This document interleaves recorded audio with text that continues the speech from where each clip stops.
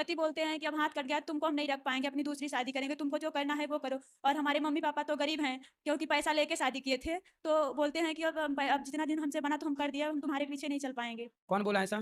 पापा बोलते हैं और मम्मी पैसा लेकर के उन लोगों से शादी किए थे, तो इसलिए बोलते हैं। अच्छा, मतलब ससुराल वालों से पैसा लेकर हाँ, माँ-बाप ने हाँ। और अपनी लड़की दी थी।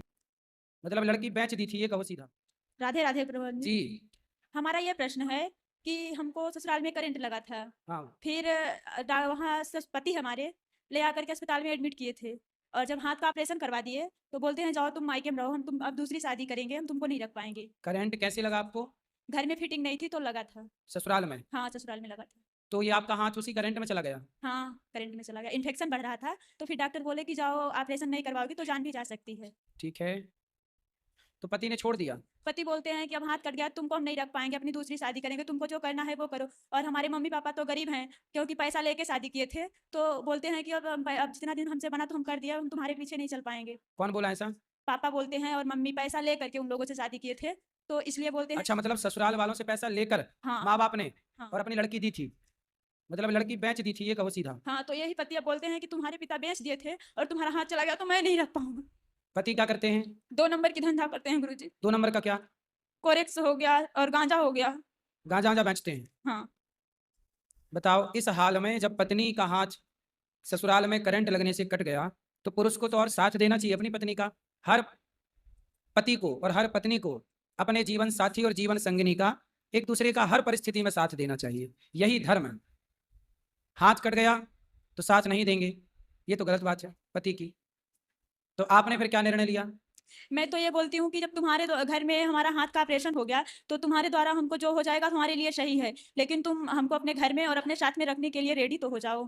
तो बच्चे हैं आपके? नहीं, अभी बच्चे नहीं हुए। शादी के कितना टाइम हो गया? शादी का टाइम हो गया है, 23 अप्रैल 2024 में शादी हुई थी, और 23 अगस्त 2024 में करंट लगा था। और इसके बाद फिर जनवरी से हमको ले जाकर के मायके में छोड़ दिए, घर के पछी थी गैधुरिया के समय में, और तब से हमारा नंबर ब्लॉक लिस्ट में डाल दिए, कॉन्टेक्ट में नहीं है। कितनी उम्र है आपकी? हमारी उम्र इस समय 22 वर्ष की है। 22 साल। तो आपके माँ-बाप ने आपको कितने रुपए में बेचा था? ये हमको नहीं पता है कितने बेचे थे, लेकिन पति बोलते हैं कि तुम्हारे पिताजी हमसे पैसा लेकर के और शादी किए हैं, तुमको हम नहीं रख पाएँगे। पति आ सकते हो यहाँ तो ले आना, हम उनसे बात करके समझाएँगे। वो और यहाँ आप अच्छा एक काम करो, आप पति के पास रहो ना ससुराल में, बोलो हम विवाह करके आए हैं, हम आपके साथ ही रहेंगे। और साथ में रहें तो फिर ले आना हमारे पास, हम उनको समझाएँगे। वो तो जब मैं ये बोलती हूँ कथा-वथा के बारे में, तो वही बोलते हैं तुम पागल जैसे बात करती हो, तुमको जो करना है तुम वो करो, हम तुम्हारे साथ में नहीं, तुम्हारे मतलब पीछे। उनके हिसाब से कथा सुनना पागलपन है हाँ, और गांजा बेचना सही है। हाँ, देखो जरा, खुद 2 नंबर ही है, गलत। और सही काम के लिए कथा वही लोग नहीं सुनते, धर्म से वही लोग नहीं जुड़ना चाहते जो स्वयं पापी हैं या अधर्मी, जो गलत रास्ते पर चल रहे हैं, उनको सही रास्ता क्यों अच्छा लगेगा? आप तो उनके साथ रहो, बोले हम आपकी पत्नी हैं, हम आपके साथ रहेंगे। ठीक है, और राधे-राधे। ज़्यादा ऐसा करें तो बोलना कि फिर हम कहाँ जाएँ? हम पुलिस को सूचना देना पड़ेगी और हम कहाँ जाएँ आपके सिवा? उसी घर पे रहो। पुलिस को भी सूचना देने जब ऐसे बोले तो मैं गई थी, तो थाना प्रभारी बोले कि ये छोटी-मोटी केस है, तुम लोग कुत्ते जैसे थाने पे पहुँचाए हो। आप पति के पास रहो अभी। ठीक है। पुलिस लोग भी सामान्य केस नहीं सुलझाते, बड़ा जब कुछ क्राइम हो जाएगा तब वो इन्वॉल्व होते हैं। क्राइम होने के पहले वो इन्वॉल्व नहीं होते, बोले ये सब छोटा-मोटा है। तो ये समस्या ये है कि छोटा-मोटा नहीं सुलझाएँ तो बड़ा हो, छोटा-मोटा सुलझाएँ तो बड़ा ही ना हो। पर कौन समझाए और किसे समझाए? आप पति के पास रहो। आप अभी किसके पास हो? अभी मैं अकेली यहाँ आई हूँ। कहाँ ससुराल आपका? हमारा ससुराल यहाँ सीधी जिला में है। सीधी? हाँ, सीधी में गाँव कि शहर? गाँव अमिलिया गाँव में है, करौली में है। करौली गाँव? हाँ, उसके माँ-बाप हैं लड़के के? हाँ, है। तो आपके सास-ससुर को आपने बोला नहीं? मैं ससुर जी से बोली थी, जब पति हमारे बोले कि हम दवा नहीं करवा पाएँगे, तो मैं बोली। तो वो बोले कि हम भेजते हैं डॉक्टर तुम्हारे मायके, तो दवा करवा देंगे। हमारे ससुर बोले थे, और सास को हमारी हवा की शिकायत है। तो हवा की शिकायत? हाँ, मतलब उनको कूलर की हवा लगती है? वो हवा लग गया है, लकवा की शिकायत है। लकवा, पैरालिसिस हो गया, लकवा। हाँ, ठीक है। इसको हवा-ववा नहीं कहते बेटा, सीधी बीमारियाँ हैं। हाँ, तो वो तो सीधी ज़्यादा बीमारियाँ हैं, इनका इलाज कराना चाहिए। ठीक है। अब आप अपने पति के पास रहो, यही विकल्प है, दूसरा कोई विकल्प नहीं। ठीक है? ठीक। पति के पास रहो, उन्हीं के पास, उस द्वार से हटना ही मत, बोले हम यहीं रहेंगे। गुरुजी राधे राधे। जी, जी। हमारी दादी जी जो थी ना, हमारी दादी जी जो थी पागल थी, और पागल होके भाग गई थी घर से। काला जादू सीखती थी। हमारी बड़ी मम्मी जी थी, वो बंदर का जो टट्टी होती है ना, उसके सर पे रख दिया तो पागल होके चली गई घर से। जाने के बाद फिर कुछ दिन के बाद हमारे पिताजी ने पुतला बना के उनकी क्रियाकाम कर दिया। फिर उनके बाद दादाजी को लकवा का शिकायत हो गया, तो बड़ी मम्मी ने, बड़े पिताजी ने उनको जबरदस्ती उठा के हमारे घर से लेके चले गए और जबरदस्ती जमीन लिखवा लिया। फिर उनको बाद बड़े पापा और बड़े मम्मी ने उनको लेठी चिपके मार दिया जान।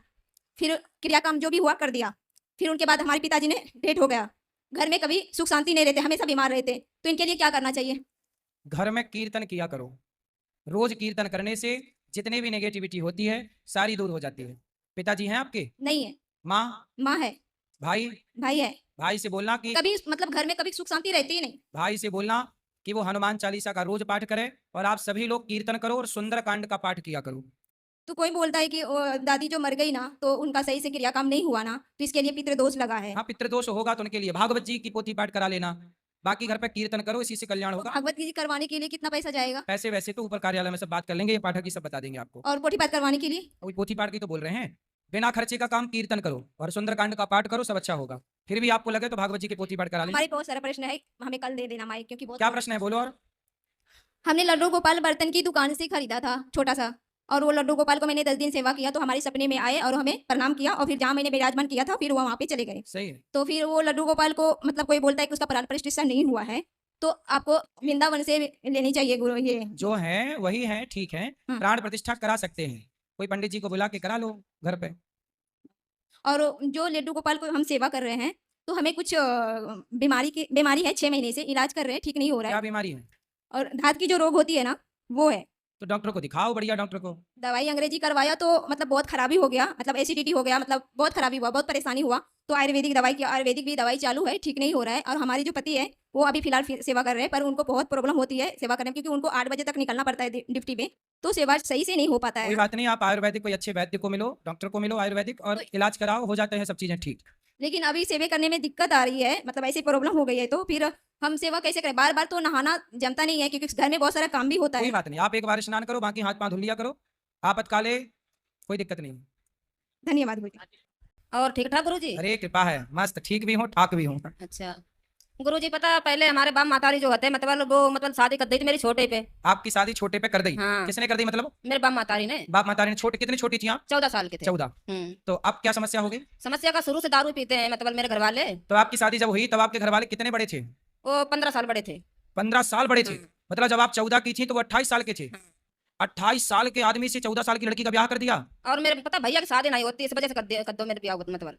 तो आपकी मैया ने इतने बुढ़े आदमी से कहा तुम्हारा ब्याह कर दिया? जैसे बड़े भाई की शादी नहीं हो रही थी तो इनके हमारे जो घर वाले हैं इनके भाई ने बोला कि हम तुम्हारे लड़के की शादी करवा देंगे और अपनी लड़की मेरे भाई के लिए कर दो, ऐसे हो गया था। अदला बदली एक्सचेंज। तो अब पता हमने जाके मतलब हमने ये सोचा कि बच्चों के सारे जिंदगी काट लेंगे हम। तो अब बच्चे जब बड़े बड़े हो गए थोड़े से तो अब ज्यादा ही अत्याचार कर रहा, बहुत दारू पी रहा, बहुत ज्यादा। आप कितने साल के हो गए पति आपके? अब तो और ही ज्यादा हो गए हम पढ़े लिखे तो है नहीं। आप कितने साल की हो गई? मुझे ये भी नहीं पता, शादी के कितने साल हो गए? शादी को भी नहीं पता है कितने साल हो गए। कितने बच्चे हैं? बच्चे हैं 2 बैठे और 3 लड़के घर पे हैं। तो 3 और 2 कितने हुआ? 5। ये याद है? ये गणित आती है? 3 2 5। और बड़ा लड़का जो है बिमलेश नाम है उसका, वो मतलब उसको समझा दो, तुम्हारी भागवत सुनती रहती है हमेशा, उसको समझाओ। तो आप अपने पति से खुश हैं कि नहीं? नहीं खुश है। नहीं। नहीं। तो अब 5 बच्चे हो गए, अब खुश रहो ना रहो, अब तो हो ही गए तो हम बच्चे। तो बच्चों के साथ रहना चाहते हैं, अगर रहेंगे पति से बच्चों के साथ रहेंगे, जो मर्जी में तो नहीं, तो काम बच्चों करें। के साथ तो रहो, पर बूढ़े उसके साथ भी तो रहो बुढ़ापे में। वो डेली गालियां देता है, आके दारू पी के डेली गाली, डेली मतलब तो आप गाली। समझाया करो। जब समझाते हैं तो और उल्टा चलता है, क्या चलता उल्टा? गालियां देता सीधे बस। और तो आपका क्या मन है, हम क्या सेवा करें आपकी? सेवा क्या गुरुजी, मैंने मतलब गुरु मंत्र ले लिया, जो गुरुजी वो बाबा बालजी नहीं है हिमाचल के, उनसे ले लिया। तो हमने लड्डू गोपाल भी ले ले। अब ये मंदिर से सामान उठा उठा के फेंकता रहता है। पति? हाँ। पति 60 साल का तो नहीं हो गया? हाँ। हो गया होगा। हम्म। तो फिर सठिया तो नहीं गया? हाँ जी, 60 में सठिया तो नहीं गए, पूछ रहे हैं। पता नहीं मुझे। अब भगवान को फेंक रहे हैं तो सठियाई गए होंगे, तब तो फेंक रहे हैं। लड़का को तो समझाए जो दो। उम्र भगवान में लगने की है उस उम्र में वो भगवान से दूरियां बना रहे हैं, तो नरक जाएंगे और भोगेंगे कष्ट। क्या है? अब हमारे गुरुजी को भी गाली देते हैं, एकादशी का व्रत रहते हैं तो बोलता मतलब एकादशी का व्रत क्यों रहती है? तो बोले कौन सा रहे, पूछो उससे, शराबी से। नहीं मानता है, तुम बिमलेश को समझा दो, अभी बोल दो, आपका देखता रहता वीडियो। कहाँ बिमलेश? ऊना हिमाचल में। तो बिमलेश को क्या समझाऊं? बोल रहा अपनी मम्मी को आप संभालो, मतलब अपनी मम्मी को देखो और बाप की बात ना मानो, ठीक है? तब बिमलेश भैया मतलब ये है कि आप अपनी मैया को संभालो, और पूरा मतलब यही है कि आप संभालो ही संभालो, और मतलब यही है कि संभालते ही रहना, माँ को छोड़ना मत, यही मतलब है पूरा। और सेवा करो अपनी माँ की, मतलब यही है कि आप सेवा करो जी भर के। और मतलब ये है कि आप लेके आओ बिमलेश को। बिमलेश आता रहता है, इधर ही रहता हो, जब गुस्सा होता है इधर ही भागे आता हो तुम्हारे पास। तो उसको बताना, फिर मतलब हम समझाएंगे उसको। हाँ, उसको समझाना आप। बड़ा लड़का होता है उसका ही सहारा है, जब घर वाले का सहारा नहीं तो बड़े लड़का का सहारा। सही है बिमलेश, संभालो अपनी माँ को और सहारा बनो अपनी माँ का और अपने पिता का और अपने बहन भाइयों का। सेवा राधे करो। राधे गुरुजी। राधे राधे मतलब अब विमलेश समझ जाएगा। राधे राधे गुरुजी। जी गुरुजी, जैसे कि आप अपनी भागवत कथाओं में कहते हैं कि अगर आप जैसे कोई बिजनेस शुरू करना चाहते हो तो फिर आप उसमें बहुत ज्यादा सफल होंगे। तो मेरा प्रश्न ये है, अगर जैसे फॉर एग्जांपल आपने कोई बिजनेस शुरू किया हो तो उसमें आप कैसे सफल व्यक्ति बनेंगे, एक बहुत बड़े बिजनेसमैन? किस तरीकों से क्या करेंगे आप, ये पूछना चाहता हूँ। मतलब कैसे बिजनेसमैन बने, हाँ। ये सवाल है आपका। हाँ। तो आप पढ़ाई करो मन लगा के, पढ़ लिख के आप योग्य बन जाओ। योग्य व्यक्ति कुछ भी कर सकता है, अयोग्य व्यक्ति कुछ भी नहीं कर सकता। बिजनेसमैन बनने के लिए केवल दिमाग की जरूरत है, जरूरी नहीं है कि पढ़ा लिखा ही हो। दिमागदार व्यक्ति है तो वो 100 पढ़े लिखे लोगों को नौकरी पर रख सकता है। इसलिए आप दिमागदार हैं तो बिजनेस कर सकते हैं। नहीं, जैसे आप कहते हैं ना कि आप होते तो आप कैसे करते, तो फिर वही मैं पूछना चाहता हूँ। अच्छा, हम कैसे बिजनेस करते? हाँ। आप क्या चाहते हैं कि हम बिजनेस करें? मैं तो चाहता ही हूँ कि आप करें। तो चलो बिजनेस करेंगे। कौन सा कर लें बताओ? हाँ? कौन सा बिजनेस करें? जैसे कि शुरुआत में कोई छोटा मोटा सा जैसे कर लीजिए, वो सब ठीक आपकी है। मर्जी। पर नहीं, पूछना चाहता हूँ कि आप देखो क्या ये बालक कह रहा है कि हम बिजनेस करें और हम करने लग गए बिजनेस, तो बाद में मत बोलना कि अनिरुद्धाचार्य जी बिजनेस कर रहे हैं। हाँ। हम कथा सुनाते हैं, सेवा करते हैं माओ की, पर आप सबका यदि मन है तो हम बिजनेस भी कर सकते हैं। नहीं, भागवत सुनाते रहेंगे, भागवत सुनाते रहेंगे, काम करते रहेंगे, सेवा करते रहेंगे और साइड में बिजनेस भी कर सकते हैं। हाँ, पर यही पूछना चाहता हूँ कि आप कैसे लेकिन करते जब हम बिजनेस करने लग जाएंगे तो भारत के बड़े बड़े उद्योगपति परेशान हो जाएंगे। तो वही तो, आप उनको कैसे हिलाएंगे, क्या करेंगे, वही पूछना यदि मैं बिजनेसमैन होता मेरे भाई, यदि मैं शुरू से बिजनेस करता तो मैं अपने भारत को इतना मजबूत कर देता कि मेरा भारत चाइना पर या किसी देश पर निर्भर ना होता किसी चीज के लिए। आज यदि मैं बिजनेसमैन होता तो आज मुझे मोबाइल किसी विदेश की कंपनी का ना खरीदना पड़ता, मैं अपना मोबाइल बना सकता हूं। यानी आप ये कहना चाहते हैं कि किसी भी पैक में से made in China, made in America को हटा देना, ऐसा? भाई मेरा मन है, यदि मैं बचपन से बिजनेस करता और मैं किसी कार्य में आगे बढ़ता तो मैं स्वयं अपनी टेक्नोलॉजी खुद डेवलप करता। मैं किसी की कोई टेक्नोलॉजी यूज नहीं करता, मैं अपनी टेक्नोलॉजी दुनिया को देता। भाई मेरी यूज करो, मैं तुम्हारी क्यों यूज करूं? आज देखिए पूरी दुनिया को एंड्रॉइड अमेरिका बेच रहा है। आपके मोबाइल जो एंड्रॉइड है वो सॉफ्टवेयर किसका है? अमेरिका का। यदि वो आज हटा ले तो आपका मोबाइल डिब्बा रह जाएगा।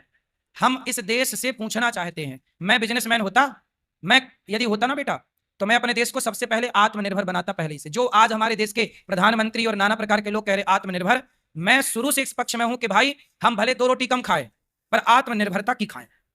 हम अमेरिका पर क्यों रहें निर्भर, हम चाइना पर निर्भर क्यों रहें?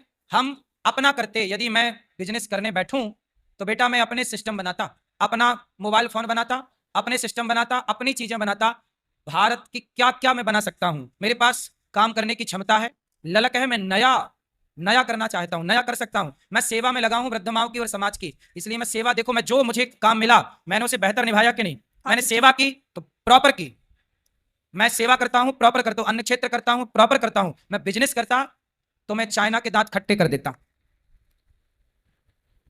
राधे राधे गुरु। मैं अमेरिका को एंड्रॉइड बोलता कि तू अपना एंड्रॉइड रख, मेरा अपना लॉन्च करता। ये इस कोटि का काम कर सकते हैं हम, पर चूंकि उस क्षेत्र में गए ही नहीं, वरना छोटा मोटा काम नहीं करो। आजकल देखो युद्ध भी लड़े जा रहे हैं ना, तो टेक्नोलॉजी पे लड़े जा रहे हैं। ठीक है, ठीक है, राधे राधे तो समझ में आई आपको? हम अपना नया कर सकते हैं। आत्मनिर्भरता है ना। आज हमारे देश में एक भी मोबाइल हमारे देश का नहीं है। एक था माइक्रोमैक्स, वो भी समाप्त हो गया, डेवलपमेंट नहीं की है ना। अब कौन सा है बाजार में भारत का मोबाइल, है किसी को पता? जियो फोन कहाँ है? वो तो 1000 रुपये वाला है। बाकी तो जियो भी उसमें मेड इन चाइना लिखा रहता है, बनता वो चाइना में है। जियो का जो फोन था 1000 रुपया वाला, 2000 वाला, वो सबको जब मैंने खोल के देखा तो उसमें लिखा था मेड इन चाइना, वो चाइना में बनता है। भाई जब मैं ये चाहता हूं कि मेरे ऐसा फोन हो जो पूरा भारतीय स्वदेशी हो, जिसमें ये लिखा हो मेड इन इंडिया। वैसे अब तो आईफोन में भी लिखा आने लगा मेड इन इंडिया, बन तो इंडिया में रहा है पर मालिक तो उसका अमेरिकन है, स्टीव जॉब्स है ना आईफोन का। हाँ। फिर इसलिए हमारा अपना कुछ सिस्टम है नहीं अभी, हम लोग अभी बहुत पीछे हैं, क्योंकि हमारे देश के उद्योगपतियों ने कुछ बहुत बढ़िया काम नहीं किया। बहुत बढ़िया कर सकते थे, पैसे का यूज कर सकते थे। ठीक है गुरुजी, राधे राधे। राधे राधे गुरुजी। हाँ जी। गुरुजी मेरा ये प्रश्न है कि मेरा मन एक जगह एकाग्र नहीं होता, कभी मेरा क्रिकेट खेलने में मन लग जाता है, कभी म्यूजिक में, तो कभी पढ़ाई में, तो मैं करूँ तो करूँ क्या? पढ़ाई करो, वो हाँ। बीच में समय मिले तो क्रिकेट खेल लिया करो। मैं पढ़ता हूँ 2 घंटा लगातार पढ़ता हूँ, तो मेरी माँ कहती हैं कि 2 घंटा पढ़े मतलब 10 मिनट पढ़े, और खेलने ना जाया करो, दिन भर पढ़ते रहा करो। कौन मैया पागल हो गई है फिर आपकी? पागल हो गई है। मैं 15 मिनट भी मोबाइल देखता हूँ तो भी मुझे डांटती हैं। तो मोबाइल तो ना देखो बेटा, मोबाइल से अच्छा आप खेलो। मोबाइल ना देखो, मोबाइल पर देखने जैसा कुछ भी नहीं है, ये समझो। और मैं अगर 15 मिनट मोबाइल देखता हूं, मेरा एक छोटा भाई है, वो आधे घंटे मोबाइल देखता है, उन्हें कुछ नहीं कहती हैं ये। कौन छोटा भाई? हाँ। मैयाओं को छोटा बेटा ज्यादा लाडला होता है ना। सुनो, आपको 8 घंटा पढ़ाई करना चाहिए, 8 घंटा सोना चाहिए और 8 घंटा खेलना चाहिए। 8 या 24। ये रूटीन बच्चे जितना खेलेंगे उतना शारीरिक तौर पर विकसित होंगे। यदि आप खेलने नहीं देंगे तो बच्चे अपाहिज हो जाएंगे, बच्चे डिप्रेशन में चले जाएंगे। ज्यादा जरूरत से ज्यादा अमृत भी नुकसानदायक है। जो पढ़ाई, माँ आजकल की बस पढ़ो पढ़ो पढ़ो, पागल हो गई हैं मम्मी आजकल कलयुगी। दिन भर पढ़ो, दिन भर पढ़ो, काहे पढ़ो भैया, खेलो भी तो। खेलना बहुत जरूरी है, नहीं खेलेंगे बच्चे डिप्रेशन में चले जाएंगे, पागल जैसा व्यवहार करने लग जाएंगे। मोबाइल बिल्कुल ना चलाओ, पर खेल कूद, जितना उछल कूद करेंगे बच्चे। आपको पता है जंप लगाने से मस्तिष्क विकसित होता है, पता है आपको ये बात? जंप, रस्सी कूदना, रस्सी कूदने से याददाश्त बढ़ती है। अब ये तुम्हारी मम्मी को समझाए कौन? इसलिए पढ़ाई जरूरी है। और क्या मैं- जरूरी है बेटा? पढ़ाई, पढ़ाई जरूरी है, पर साथ में क्या जरूरी है? खेलना, खेलना। पर मोबाइल कहीं जरूरी नहीं। तो मोबाइल से क्या करोगे? दूरी। दूरी। और खेलोगे, रस्सी कूदोगे, खेलोगे, पकड़म पाई खेलोगे, सब खेलो, दौड़ भाग का सारा खेल खेलो। लेकिन पढ़ाई बहुत जरूरी है, खेल उतना ही जरूरी है, और मोबाइल एक भी जरूरी नहीं। आपको दुनिया की कोई जानकारी नहीं चाहिए, आपको केवल पढ़ाई। और गुरुजी मेरा एक और प्रश्न है, मेरे जो कोचिंग टीचर है, मैं उनसे कहता हूँ मुझे ये पढ़ना है, तो कहते तुम क्या करोगे पढ़ के, तुम्हारे मतलब तुम कुछ बन पाओगे नहीं, बिजनेस ही करना है तुम्हें, तो पढ़ो ही मत। कौन बोला? मेरे कोचिंग वाले टीचर ऐसा बोलते हैं। तो कोचिंग वाले टीचर से बोलना कि आप हमें पढ़ा रहे हैं कि आप हमें बिगाड़ रहे हैं। भाई आप हमें ये देखो, कोई भी पहले तो ये सुनो कि जो कह दे किसी बच्चे से कि तुम ये नहीं कर सकते, ऐसे आदमी से दूर रहो। जो व्यक्ति कहे कि तुम ये नहीं कर सकते, वो सबसे बुरा व्यक्ति है। ऐसा व्यक्ति चाहे तुम्हारा बाप हो, चाहे तुम्हारी माँ हो, जो कहे कि बेटा तुम ये कर ही नहीं सकते, वो हमारा सबसे बड़ा दुश्मन है। हमारा दोस्त वो है जो हमें मोटिवेट करे कि नहीं बेटा तुम कर सकते हो, तुम आगे बढ़ो, हम तुम्हारे साथ हैं, तुम कर सकते हो। जब आप हौसला देंगे तो ना करेगा, आप करने के पहले डरा देंगे तो कैसे करेगा? आजकल समाज में ऐसे लोग ज्यादा जो कहते तुम ये नहीं कर पाओगे, तुम ये मत करो, तुमसे होगा ही नहीं। क्यों नहीं होगा? जो नहीं होगा उसी कठिन काम को करना चाहिए। और ऐसा टीचर नहीं चाहिए जो आपसे कहे कि तुम ये नहीं कर पाओगे। ऐसा टीचर चाहिए जो कहे कि बेटा हम तुम्हारे साथ हैं, कर पाओगे, तुम आगे बढ़ो, हम तुम्हारे साथ। गुरुजी वो इसमें मेरे क्लास टीचर है, इसलिए वो उनसे कोचिंग पढ़ाती, वरना वो मुझे साल छुड़वा देती। वो उनका गुस्सा इतना है कि वो फेल कर देंगे मुझे, अगर मैं उनसे कोचिंग पढ़ना छोड़ दूंगा तो। क्या कर देंगे? फेल कर देंगे मुझे कोचिंग में? क्योंकि वो अगर उनसे कोचिंग पढ़ना छोड़ दूंगा, क्योंकि वो मुझसे पहले ही धमकी दे के रखे हैं कि मैं तुम्हें इस क्लास में फेल कर दूंगा। तो वो टीचर है कि ब्लैकमेलर है? ब्लैकमेल ही करते हैं वो मुझे, तो- कहते हैं जो भी करोगे मेरी मर्जी से करोगे, वरना कुछ नहीं करोगे। अरे तब तो ऐसे लोगों को तुरंत छोड़ना चाहिए। ये समाज के भक्षक हैं, रक्षक नहीं है। कलंक है ये शिक्षक के नाम पर। बताओ, बच्चे को फंसा रखा है, फेल कर दूंगा, वाह तेरे बाप का काम चल रहा है कि फेल कर देगा, भाई हमें काबिलियत होगी तो क्या फेल करेगा? ऐसे लोगों को ना बेटा उल्टा लटका के मिर्ची का धुआं देने की जरूरत है। ऐसे लोगों को मिर्ची का धुआं चाहिए। स्कूल में सारे टीचर मुझे बोलते हैं तुम अच्छा कर लोगे, लेकिन वही एक ही टीचर है जो मुझे कहते हैं तुम कुछ नहीं कर पाओगे। उनसे दूर रहो। ठीक है। और सुनो, एक तरह से ये बात यदि हम पॉजिटिव वे में लें तो ये बात सही भी है कि आपको कोई ये कहने वाला है कि तुम ये नहीं कर पाओगे, इससे क्या होगा, आपको वो और करना चाहिए। एक पक्ष ये भी है, इसलिए हम ये ना कहें, आप ये ना कहो कि वो बुरा है। हाँ, जहां बुराई हो उसे ठीक किया जाए। रोज रोज यदि कहता है एक व्यक्ति, ऐसा है कि जो कर्ण का रथ चला रहे थे, कर्ण का रथ चला रहे थे उस महाभारत में, तो भगवान ने ही उनको बोला था कि तुम जाओ कर्ण के सारथी बन जाओ, और बार बार तुम एक ही बात कहना, कर्ण तुम ना कर पाओगे। पूरे महाभारत में कर्ण के सारथी ने कर्ण का मनोबल तोड़ता रहा, तोड़ता, तुम नहीं कर पाओगे कर्ण, तुम अर्जुन से जीत ही नहीं सकते। उस सारथी ने इतना मनोबल तोड़ा कि कर्ण सचमुच हार गए। मनोबल तोड़ने वाला सबसे बड़ा शत्रु है और मनोबल बढ़ाने वाला सबसे बड़ा दोस्त है। इसलिए कोई भी बच्चा, आप किसी का भी मनोबल मत तोड़िए। यदि मनोबल टूट गया तो फिर वो खत्म ही हो गया, आउट हो गया। सही है, चलो पढ़ाई करो मन लगा के, और एक साइड करो और ऐसे लोग। प्रश्न गुरुजी, अभी मान लो पूछ रहे थे कि पहले राधा जी कृष्ण को मिले या कृष्ण जी पहले राधा को मिले? पहले राधा जी को कृष्ण मिले, फिर कृष्ण को राधा मिली। जय श्रीमन नारायण गुरु जी। जी मैं आपकी कथा 10 साल से सुन रही हूँ। मुझे नींद नहीं आती थी बिल्कुल, लेकिन आप मेरी नींद की दवाई हो गुरु जी। मैं बिना आपके सब वो कहते हैं कि गुरु जी की दवाई ले लो सो जाओ, मतलब कथा लीड लगा लो कान में और सो जाओ। मुझे ऐसी नींद कभी आती नहीं है। और गुरु जी कह रहे हैं पीपल में जल रोज देना चाहिए कि कभी कभी? रोज भी दे सकते हैं, कभी कभी भी दे सकते और हैं, लोग रोज दो कहते ज्यादा हैं कि अच्छा पीपल में भूत होता है। है। ऐसी अफवाह है। कहते हैं कि दिन में उसके पास न बैठो, धूप में न बैठो, छांव में न जाओ, रात के टाइम भूत निकलता है। ऐसी अफवाह है। हम्म, हमारा बचपन तो पीपल के पास ही गुजरा है। हमारा घर गांव का पीपल के नीचे ही है। हाँ। 24 घंटे हम लोग पीपल की छांव में ही रहते हैं। और गुरु जी मैं गुटखा खाती हूँ, कौन सा? रासरी। गुरु जी छूट नहीं रहा है। कितने खा जाती हो रोज? गुरुजी मैंने प्रण लिया था कि जिस दिन वृंदावन जाऊंगी गुरुजी से मुलाकात होगी उस दिन के बाद से खाना छोड़ दूंगी। अच्छा है आपका संकल्प। कितने के रोज खा जाती हो? 50 50 पैकेट 50 रुपए का। 50 रुपए के रोज। शादी हो गुरुजी गई? मेरे जो पतिदेव हैं वो भी बहुत खाते हैं, कंपटीशन करते हैं। तो पहले आपने शुरू किया कि पति ने? हम एक खाएंगे तो 2, हम 2 खाएंगे तो 4। हाँ, तो आप पहले शुरुआत किसने की खाने की? आप? शुरुआत तो वही किए थे, मुझे थोड़ा थोड़ा देते थे, फिर मुझे भी आदत पड़ गई। अच्छा, वो खाते थे तो आपको भी देते थे? हाँ, और गुरुजी जैसे मैं वो अब कैसा उल्टा हो गया, वो 1 खाते हैं तो मैं 3 खाती हूँ। तो अच्छा है ये खाना? नहीं गुरुजी, मैंने सोचा था कि जब मैं वृंदावन जाऊंगी गुरुजी से मुलाकात हो तो आप जाएगी। छोड़ दो गुटखा और पति को बोलना वो भी छोड़ दें। हाँ, वरना कैंसर होता है इस गुटखे इत्यादि से। धन्यवाद गुरुजी। गुरुजी मैं दोनों बच्चे हैं, इन लोगों को दिखाई कम देता है, आशीर्वाद दे दीजिए। इन लोग का 10 साल से इलाज चल रहा है दोनों बच्चों का। क्यों दिखाई कम देता है? एक को तो बचपन से नहीं दिखता था। तो जब ये पेट में था तब गुटखा खाती थी आप? नहीं, गुटखा खाना तो अभी सिखाए हैं 4 साल से। ये छोटू तुम बैठ जाओ 4 यहाँ। साल से ये छोटू खड़ा है। गुटखा खाना अभी सिखाए हैं 4 साल से। मतलब ये बच्चे जब पेट में थे तब तो गुटखा नहीं खाती नहीं थी? गुरुजी, नहीं, तब पता भी नहीं था क्या? ये गुटखा। ठीक है, गुरुजी मेरे बच्चों को आशीर्वाद दे दीजिए, दोनों की आंख ठीक रहे, आपका कृपा बनी रहे। बिल्कुल बिहारी जी स्वस्थ रखें। जय श्रीमन। जय श्रीमन्नारायण। राधे राधे। गुरुजी कानपुर से आई हूँ, मोबाइल पे देखती थी, यूट्यूब पे तो बहुत खुशी होती थी, आज आपको इसे देख के बहुत खुशी हो रही है। जी गुरुजी राधे राधे। बोलो। आशीर्वाद दे दीजिए गुरुजी। खुश रहिए।